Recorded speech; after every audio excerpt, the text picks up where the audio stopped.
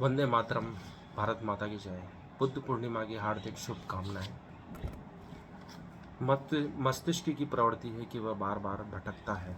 वह विश्राम अवस्था में या नींद में जाने को प्रवृत्त रहता है।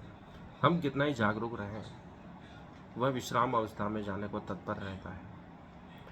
इसे ध्यान द्वारा जागरूक किया जा सकता है। सतत उन चीज़ों को हम ध्यान रख सकते हैं जिनके लिए इसे प्रशिक्षित किया जाता है। मन की प्रवृत्ति होती है कि वह भटकता रहता है, मन चंचल होता है, इसलिए ध्यान द्वारा उस अवस्था को प्राप्त किया जा सकता है कि हम परम एकाग्रता को प्राप्त कर सकते हैं।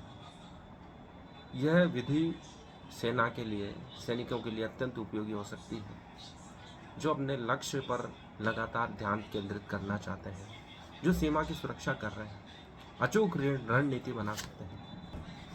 क्योंकि मस्तिष्क की प्रवृत्ति होती है कि वह ऊर्जा बचाना चाहता है, वह कम से कम ऊर्जा का उपयोग कर शरीर की ऊर्जा को संरक्षित रखना चाहता है। क्योंकि मस्तिष्क की संक्रिया में, विचार करने में बहुत अधिक मेहनत की आवश्यकता होती है, ऊर्जा की आवश्यकता होती है। मस्तिष्क मेहनत से बचना चाहता है, संघर्ष से बचना चाहता है, कठिन प्रोसेस से बचना चाहता है, इसलिए बार बार विश्राम की ओर चला जाता है, नींद की ओर चला जाता है।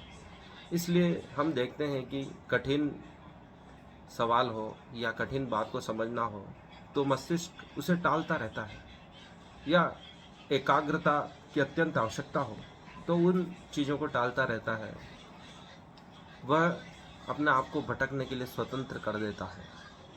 इसलिए भगवान बुद्ध ने ध्यान की विधि का आविष्कार किया। भगवान बुद्ध स्वयं पूरे जीवन काल में एक ही पात्र जो मिट्टी का था उसका उपयोग किया, उसी में वह खाते थे, उसी में पानी पीते थे, लेकिन वह मिट्टी का पात्र होते हुए भी उसे टूटने नहीं दिया।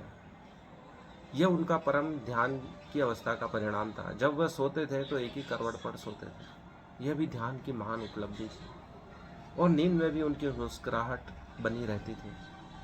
वह मक्खी भी उड़ाते थे तो ध्यानपूर्वक उड़ाते थे, उसमें भी ध्यान का अभाव नहीं होता था।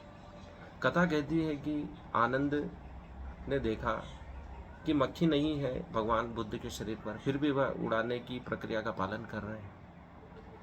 तो आनंद ने पूछा, जब कोई मच्छर मक्खी बैठी नहीं है आपके हाथ पर, शरीर पर, फिर भी आप क्यों उड़ा रहे हैं?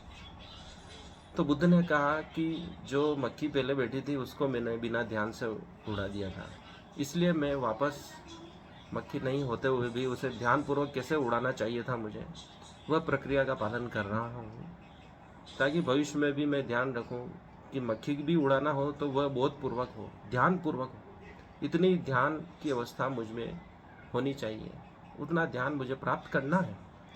इसलिए आनंद के लिए यह शिक्षा तो है ही, हम सब के लिए यह आवश्यकता है कि हमारा प्रत्येक कार्य जागरूक होकर किया जाए, नींद में न किया जाए, सोए सोए हम कार्य न करें। यह भगवान बुद्ध की महान शिक्षा है कि हम प्रत्येक कार्य को जागरूक होकर करें। जागरूक होकर यदि कोई कार्य करते हैं तो वह गलत हो ही नहीं सकता, वह पाप हो ही नहीं सकता। कृष्ण भी यही कहते हैं कि जो दृष्टा को उपलब्ध होता है वह गलत कार्य कभी नहीं कर सकता है। धन्यवाद। आज के लिए इतना ही।